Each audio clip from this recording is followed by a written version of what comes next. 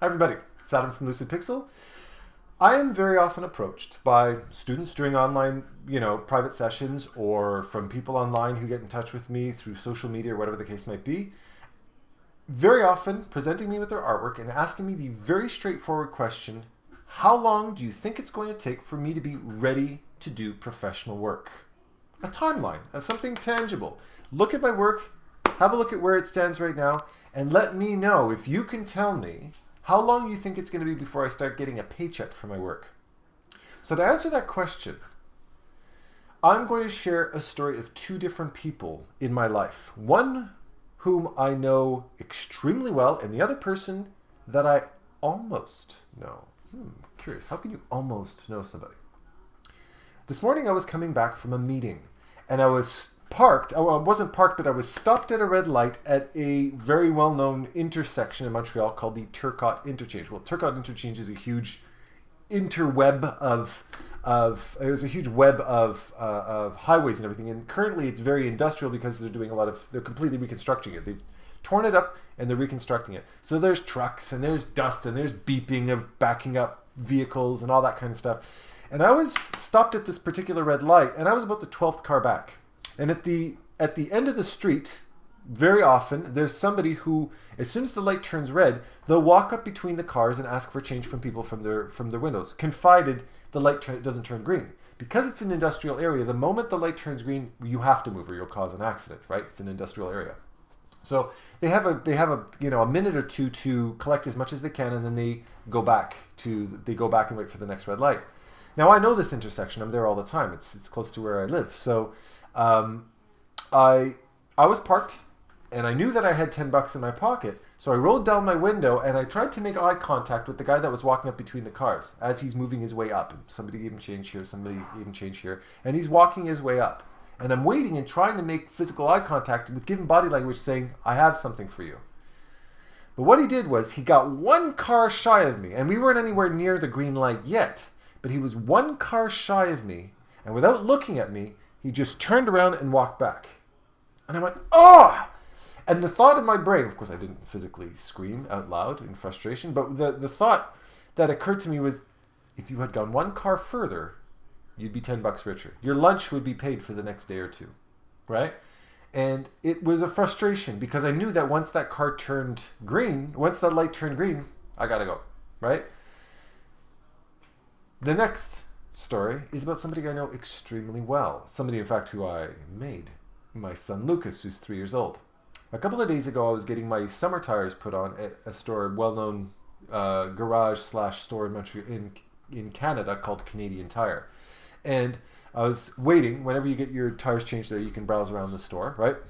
And I decided to pick up a few of those black and white short plastic hockey sticks for kids to play street hockey, because a lot of the kids on my street play street hockey. And my kids wanted to play, but they didn't have their own sticks, or if they borrow the kids' ones, they're 4 feet too long. So I decided to get them a couple of hockey sticks. And yesterday, I presented them with their little gift, and we went outside and we started playing hockey. Chloe, I give her hockey stick, and she's just rabid. She's 6, right? So she's just psychotic. Stay away from her. She'll decapitate you with that stick. She's nuts, right? Lucas, on the other hand, had never held or used a hockey stick before in his life. And I handed him the stick. And I showed him how to hold it, and I put the ball, and I demonstrated how to hit the ball, and there was the net, and he took the stick in kind of an awkward upside down way. He swung it and tapped the thing, and it rolled very awkwardly, and it went in the net. He scored. Without any assistance, he did it on his own. Yay for Lucas. Now, I guess in his head, what occurred to him at that point, what he decided was, well, I scored. I'm at the pinnacle of my career. There's nowhere to go from here. I might as well pursue my true passion in life, which is, for a 3-year-old boy, is very often cars, right? So so for the rest of the 2 hours that we were outside, despite my attempts to get him to hold the hockey stick and try again, he had zero interest in that. Instead, he held the stick and he held the ball, and he looked out for cars, because that's what you do. You look out for cars. The moment you see a car, somebody else, and everybody gets off the street, right?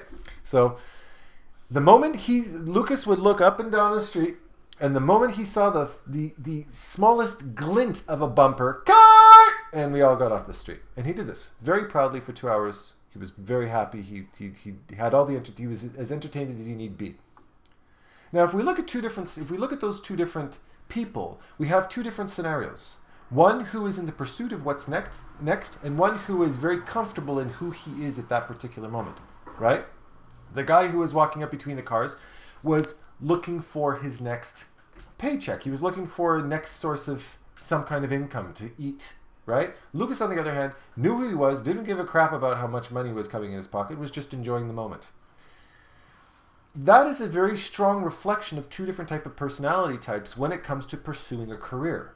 Some people are born knowing what the hell they're going to do from day one. I kind of fall into that kind of category. I remember drawing a little business card for myself when I was 5 years old, where I copied a drawing from one of my Disney books of a person sitting drawing at the drafting table. And another one, and under it said professional Disney cartoonist, and then of course I went on to supervise the Disney TV shows and all that kind of stuff. But other types of people, if you look at somebody like Bobby Chiu, one of the spokespeople for illustration worldwide today, hugely famous artist and the head of Schoolism and Imaginism Studios, who just won an Emmy, I might add. Good job, Imaginism. Who started off his career being a computer programmer, but always had this love and affinity for art on the side. And later on in life decided to pursue his career in art, and the rest is history, right? So, two different people that have two different career paths. And me as a teacher have taught students of every age, of every type. Some people who are born and bred artists, other people who have been through many different types of careers. I have students who have, a good number of students who never drew a day before starting with my mentorship, or even started a month before my mentorship. And lo and behold, a year later are collecting their first paychecks for professional work. Okay?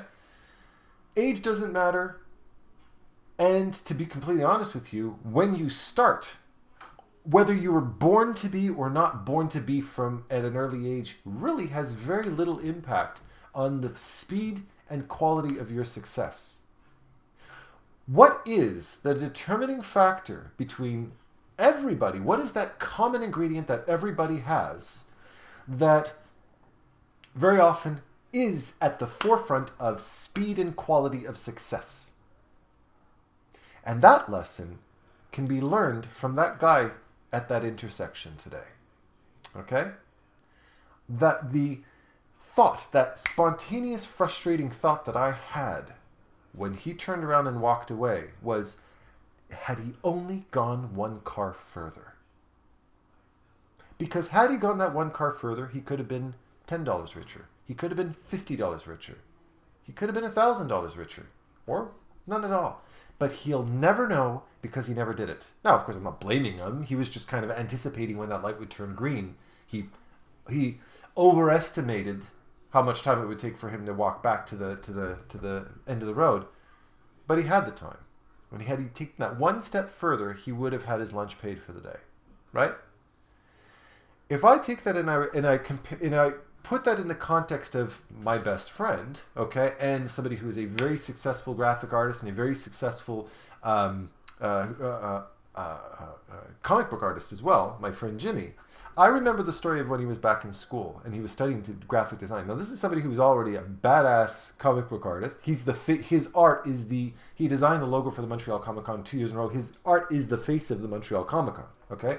So this guy knows what's up. And I remember him telling me what his experience was like when he was back in school, studying for his diploma in graphic design.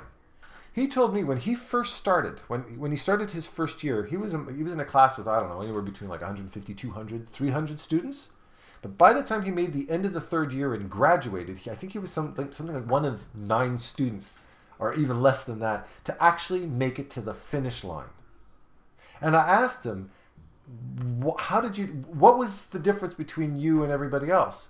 And he goes, I guess everybody else in my class got tired of how much time they had put into it, but I kept focusing on that next step. Just one little step further. I've come this far, why quit now? If I go just one step further, one step further, one step further. And I've watched his career, and his career has been a series of always going forward, never backpedaling. Never intentionally backpedaling, at least. His career has always been just one more, just one more, just one more, but never, ever giving up. Because in his head, it was, if he gave up now, he had wasted all that time. And his life is an investment. His time is an investment. And if you put money towards something and then give up, you've basically just thrown your time, your energy, your money, your well-being into a flame, and it'll never be seen again. But he knew in his core of cores, if he just went that one step further. Now remember, he's a comic book artist. Working in graphic design was his career for financing himself, right? Had he gone that one step further, he would make it. And he did. And he made it faster. He became a director before anybody else did, or ever did at all.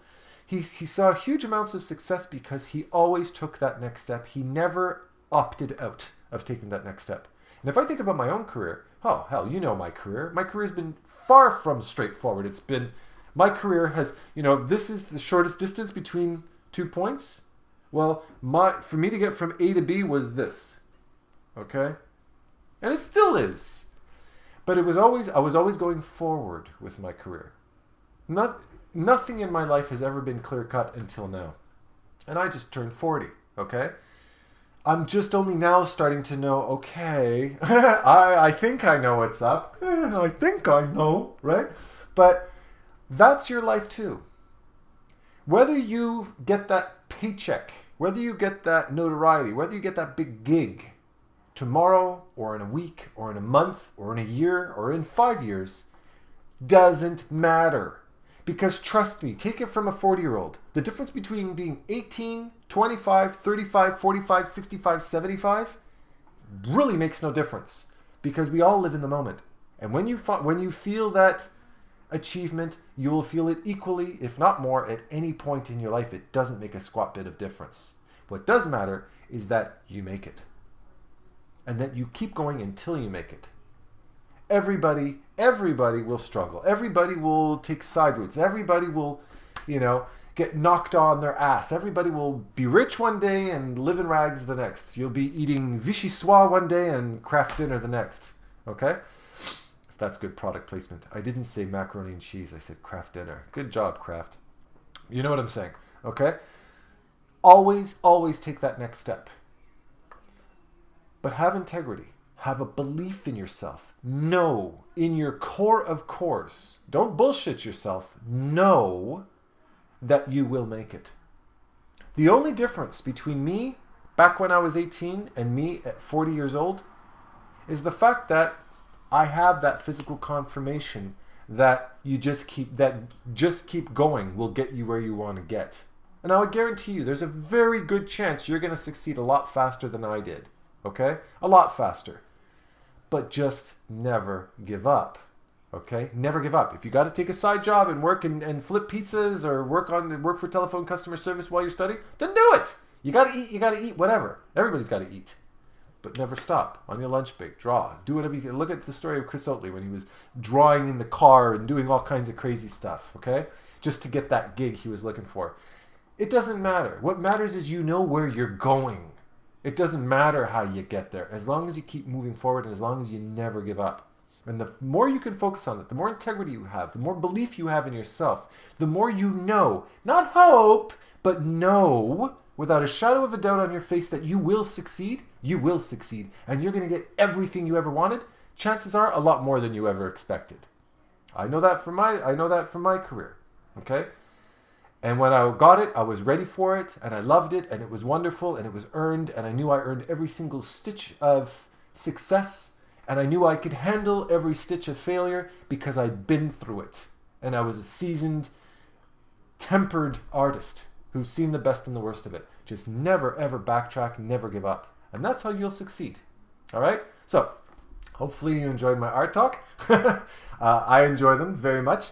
Remember, Brush Sauce Theater Art Contest with me and the spectacular, shiny, illustrious Mr. Tyler Edlin, where we give you professional free feedback on your artwork. Just check out the Google Plus page for Brush Sauce Theater. Of course, I'll leave all the information in the description below.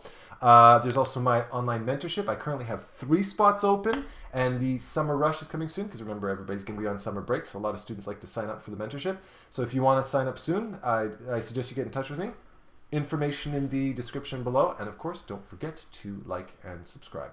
Take care, everybody. Bye-bye.